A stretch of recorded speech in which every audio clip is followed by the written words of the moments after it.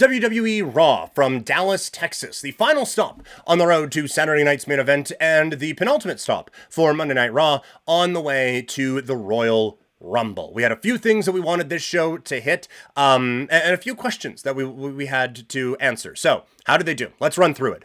Gunther and Jey Uso start out with a promo. Once again, we've talked about it on here before. Gunther, a clear heel.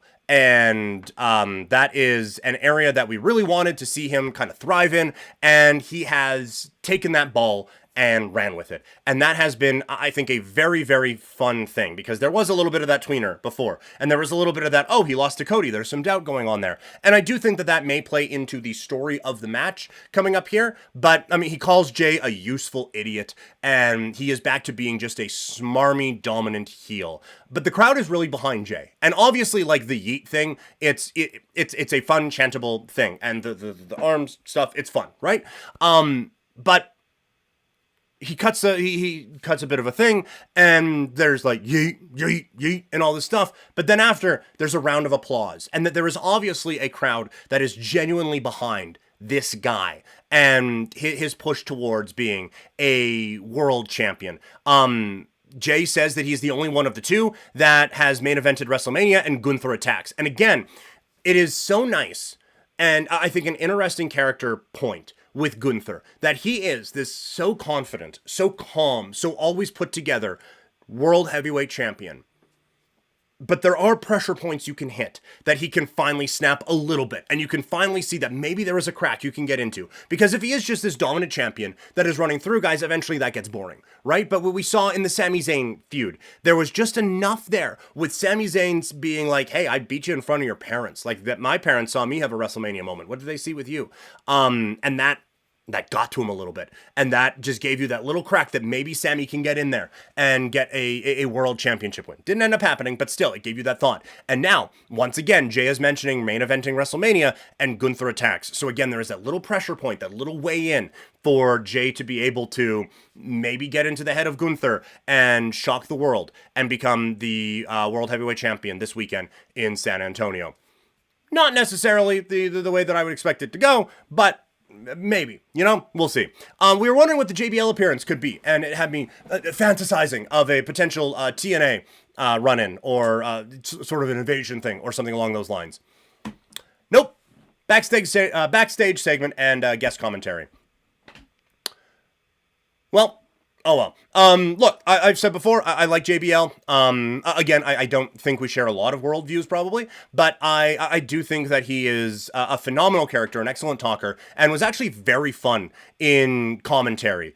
He and Michael, I think, had a very good chemistry there. You do get a little bit where Michael Cole starts to not take things as seriously, and it starts to drift into these guys are hanging out in the bar, which can be a really, really good thing, but with Cole and JBL specifically, it starts to undermine and take away from the matches a little bit. And so I kind of thought when he came out, it's like, oh, like, we don't have McAfee, he's off of the national championship, congratulations Ohio State, but he's off of the national championship, so maybe JBL gets a shot at being commentator. And then as it's going along, you kind of understand, like, oh yeah, no, that's probably not where he would have been best suited. I think just having him in this is fine. But again, I've said before, I think that he would be a very interesting kind of permanent TV character, manager and whatnot. But he's used okay in this. It makes a match noteworthy.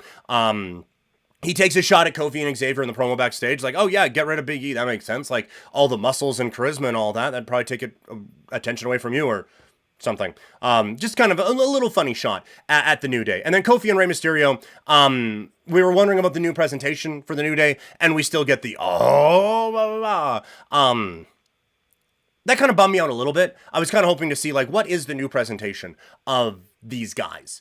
And we just kind of get, it's slow rolling a little bit. And I'm being impatient, and I understand that, but we at least get a touch of character development, and we see the cheating that is going to go on with these guys, and the new attitude that these guys have. And like, they're definitely getting over Kofi's new attitude. It was a fun match. It's not what it was 10 years ago, as we said with Rey Mysterio before, but it was a fun match that kind of checked the boxes that it needed to. A little surprised Kofi lost. I kind of think that if you're starting this new heel, whatever, that a few wins might be the way to go, even cheap ones. But a little surprised they don't go that direction there. Sami Zayn cuts a promo saying he doesn't need the world title, but he wants it, which I get where they're going with that, and I think it gives you a bit of character growth where it's like, why are you saying you don't need it? Why is this again just you kind of hedging your bets a little bit? Like, oh, I got the fan support, I've had a good career, whatever. Like they talked about with the Intercontinental title thing when they were doing the Chad Gable training vignettes a year ago, saying that he needs to really want it, needs to go and find that again. And for him to not say that he needs it, I think gives you a little bit of there. It was a really, really good promo. And it was the type of promo that I think you needed to kickstart that next Sami Zayn push to the title. And I was a little bummed out that they did this because I didn't get a chance to put up the video from yesterday saying my grand idea of Kevin Owens and Sami Zayn main eventing WrestleMania for the title because the other stuff doesn't need it. Not that I think it was this great philosophical thing, but it would have been nice to get that up before WWE obviously pointed you in that direction. But Kevin Owens comes out, says he believes Sami will win the Royal Rumble because he deserves it, and he says the only thing they haven't done together is main event WrestleMania for the WWE Championship. And look, I am telling you this makes sense. I think you can put it in a way that it would be a whole lot of fun to do. Kevin says that he has Sami's back, and he knows that Sami will have his back if he needs it. It is fantastic mind games from Kevin Owens, and it is... I really enjoyed it, and this combined with what we saw at the end of the night with Sami, you are continuing this thing where this guy is just genuinely, a good human being, and he kind of just wants all his friends to get along, and he doesn't want to have to be put in the middle. But because of that, in this wild world of wrestling, he is put into the middle so often and put into difficult situations that really give him some troubles morally and put him into a bit of a spiral. And you could see that conflict because he's obviously... Like, it's obvious that Kevin Owens is trying to put him in a spot where he has to choose between Cody Rhodes and Kevin Owens. And he is already in a spot where he is having to choose between people who he fought with against the Bloodline and his former Bloodline brothers and all of that. And so it is this constant putting this guy who just wants everyone to get along into... bad situation after bad situation. Earlier in the night, we are told that Bayley has officially moved over to Raw. The transfer window is what it is, and that means that Bayley is now officially a member of Monday Night Raw, which is great, because when you have someone on a brand for a long time, you really want them to get some fresh matchups, and you really want them to, they've kind of run through everything that they can do on other brands, so you really want to give them a chance to get some new opponents. Which is why it was dumb as shit that they started things off with her against Nia Jax, because these two have fought a lot over on SmackDown. We've done this a bunch already. I thought it was so dumb that it was, okay, well, we're bringing Bayley over, and here we go, and what's the fresh matchup? Oh, the one that she had like 2 weeks ago against Nia Jax. Like, what are we doing here? Why is this a thing? Again, this was a pretty fun match. And, sorry, just before we get into that, though, earlier in the night as well, Nia Jax attacks Rhea Ripley. It comes up later. But Nia Jax attacks Rhea Ripley. And I think this shows that they really haven't done a good job of building up new challengers on the women's side. We saw that when Rhea was out, and Liv Morgan was basically just cutting promos against a ghost, and having the occasional match that no one believed was going to change things a little bit. And so I think they've done a good job of establishing a dominant figure at the top of the women's division on Raw in Rhea Ripley, but they have not done a good job of creating anyone who feels like they are a legitimate challenger right now. And so we are going back to the Nia Jax well, which we did almost exactly a year ago. And it's not one that everyone is really clamoring for. But no, like I said, Bayley puts on a really fun match here. They got the crowd into it. Again, they incorporate Roxy Perez really well, continuing that feud from NXT. It's a Nia Jax match, so there's a couple clunky spots. In the end, Nia gets the win. It's a tough debut for Bayley on Raw, and kind of kills a lot of the fresh start that you may get, but she is always better in the underdog role. And if you're going to put Nia into a title feud, it makes sense. And we find out after a big brawl and a pull apart and a couple of pull aparts that don't get pulled all the way apart, that Rhea Ripley is challenging Nia for a match at Saturday night's main event. And I understand it because they have not built up another challenger, and Nia is an easy one to throw in.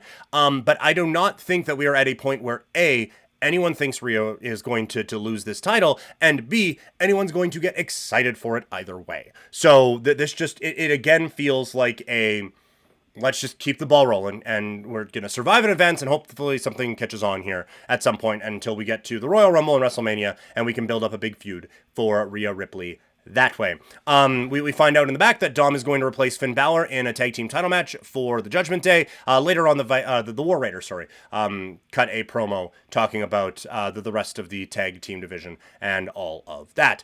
Pete Dunne comes out, and apparently we're still doing the "Don't Call Me Butch" thing.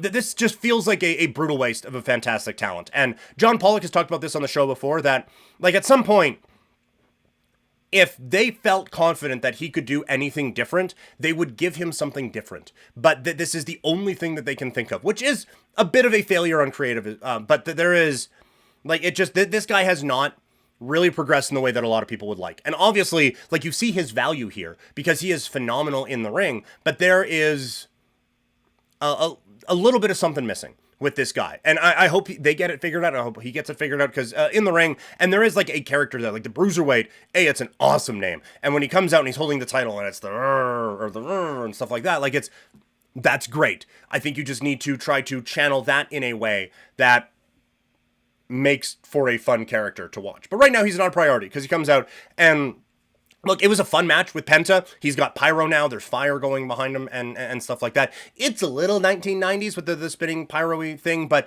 it also matches the head logo thing, so it works. But this was a bit more of a competitive match than I think it needed to be. It is obvious that Pete Dunne is fairly low on the card right now, and this is, I would say, in the hierarchy of Monday Night Raw right now, this is a step down from where he was in the first match, and so a little surprised that this wasn't a little bit more of Penta just being awesome for a few minutes and getting a win. But again, you're showing that he is good at selling, and you're showing that he is a team player coming in from a relatively big spot in a rival company. So I'm not worried that they're burying him or anything like that. I just kind of expected a little bit more of a dominant performance in week number 2 for Penta. But we still get the guy out there, and he still puts on a good show. Really fun tag match. Damage Control with Io Sky and Dakota Kai taking on PFC, the Pure Fusion Collective of Zoe Stark and Shayna Baszler. The moment that this thing really picks up is Zoe Stark drop kicks the shit out of Dakota Kai. And like, Kai is obviously in quite a bit of discomfort as she just got fucking waylaid by this drop kick that nailed her. She's coming in off the ropes. Zoe does the springboard and hits her pretty hard. Ambitious spot, and one that looked like it really sucked to take.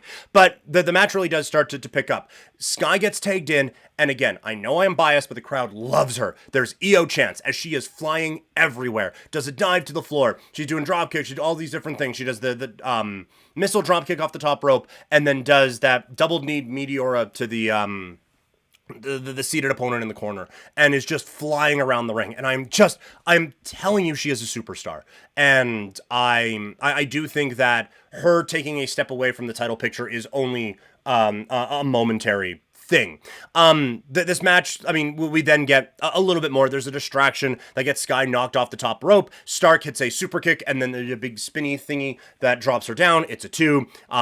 There's more chaos that's happening. Kai hits a running PK. It turns into a really, really fast-paced match, and I love the finish of this. Shayna Baszler has her Karafuda clutch on Io Sky, and Sky is looking around, and the only thing she can think of is she is able to build up enough speed heading toward the ropes that she's able to dive out of the ring, breaking the hold and also driving Baszler into the ropes. She falls back. Io jumps up and hits the moonsault and finishes things off, and that is the dub for them. So a very, very, very fun match from them. And you're not going to catch me saying a lot of positive things about Pure Fusion Collective and all of that, but I think there is potential in Zoe Stark. And look, I've followed Shayna Baszler since before the Ultimate Fighting Championship. I like that she is getting an opportunity. The thing that I don't like is that I just feel like there hasn't been enough character development aside from, these guys are badasses, just watch them, right?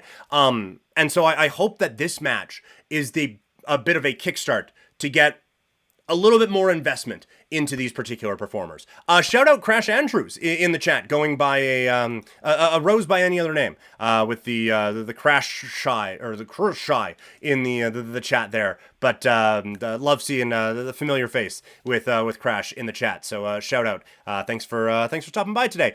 Coming in at a pretty good time here, talking about Monday Night Raw. We get to the main event. Like I said in the preview yesterday, that this felt like a major match, and I think they treated it as such. They didn't give it the full like tail of the tape thing that we got from the title match on Friday, but we do still get like they took this seriously, and it was a match that felt like it lived up to the moment and made this feel important. And so late in the match, Seth starts yelling at Drew like, "You should trust me. Why do you think I would do this? Blah blah blah blah blah blah." And the ref goes to separate him. Drew uses the distraction. They're saying he pulled the hair. I think it was supposed to be implied that he poked him in the eye. But either way, there's a distraction. He uses it, hits a Future Shock DDT. It's a 2. We get a little bit more. Seth gets a roll up and the win.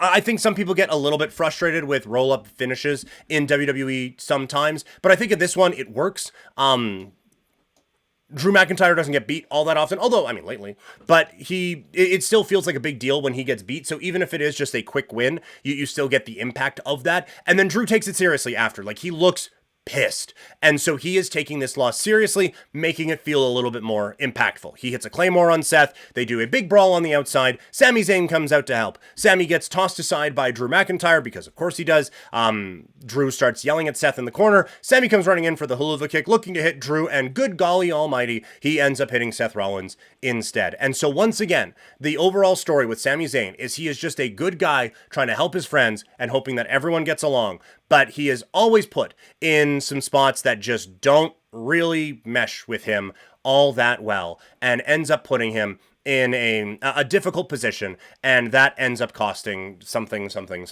and he is always morally conflicted. And so you continue that here with this storyline. I am very invested in all of this right now. This whole Seth, Punk, McIntyre, Zayn, kinda Jey Uso web that they have, I think they've done it really, really well. And you're just waiting to see what is the big shoe to really drop that really gets this thing going into another direction. And so that they are in a weird spot right now. You're trying to build up to Saturday night's main event, and you're really trying to get that thing going, and make it feel important. You're also trying to get up to the Rumble, but you don't want to do too much too soon because you have WrestleMania season coming up. And so they've done, with a lot of these, they've done just enough breadcrumb leaving along the way that it ends up being an entertaining show, and you continue to be captivated by it. Overall, I thought it was a really fun show. I really enjoyed it, and I think again that this one comes in sub 3 hours, which is great. I don't feel like anything was lacking in this one, and I think it did check off a lot of the boxes that we were looking for on the preview side of things.